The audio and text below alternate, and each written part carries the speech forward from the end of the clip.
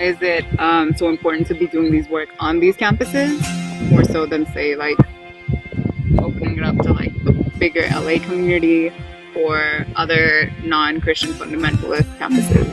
Biola, APU, these campuses are directly centered in the middle of these areas that where if we don't say anything, they're going to continue to just go about their daily lives doing their American dream thing, Just really quickly, like we're talking about ordaining our first woman pastor, which is no big deal in the mainline church, but in the evangelical church, that's like a big deal.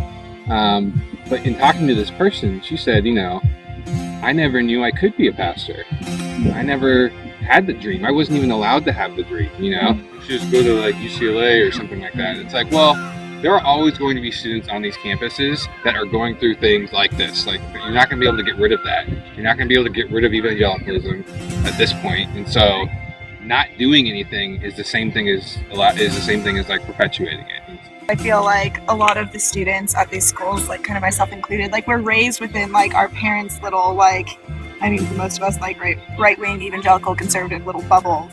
If we can do anything, even just like the smallest thing, is like just opening up these spaces and like creating venues and creating like dialogue. I think what's problematic is like the God complex.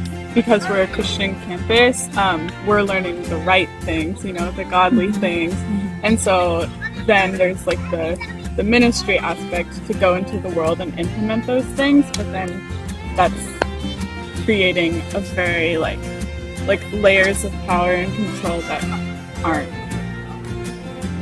godly. It's almost like striking to me that you brought up the God complex like right away, because like in God's name, that's kind of manifest destiny, and how like a lot of colonization and genocide has happened, and it's kind of like talking about like, okay, well, what, like, oh, that's not godly. It's kind of, there's a lot of in God things that have happened that have been like atrocities against humanity in Christian God name.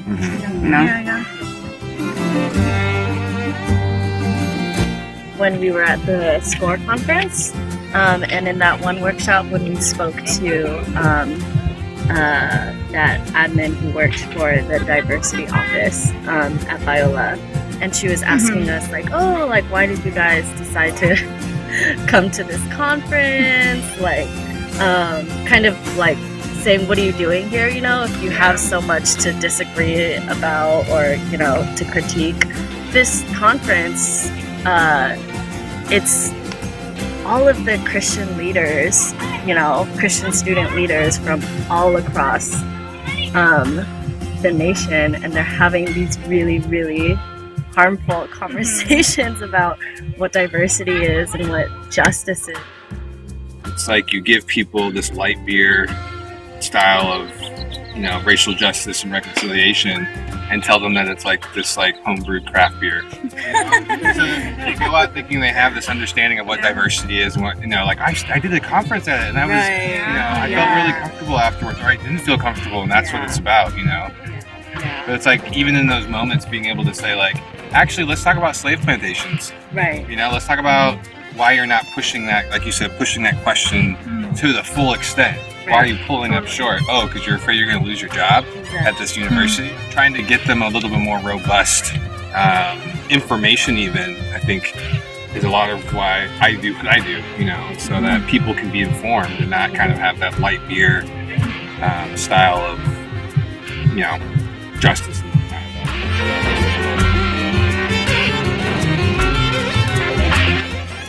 I think with acceptability politics, what I'm talking about is the idea of saying like we deserve rights, or queer people deserve rights because we are like the mainstream. They're okay with us as long as we're the good queer, as long as we're celibate, as long as we go along with what they say. So I think that's one of the main things we're facing on these campuses. I think too what it means is once you get the right to marry or something like that, then you stop working on intersectional things too. You begin to think that those things aren't your issue, or whatever it is. So as a person of color who's straight, like I can say, well, as long as I can vote and get married, like I'm good, And that's kind of what acceptability or respectability says. It's like I just kind of stay in my little bubble and that's it,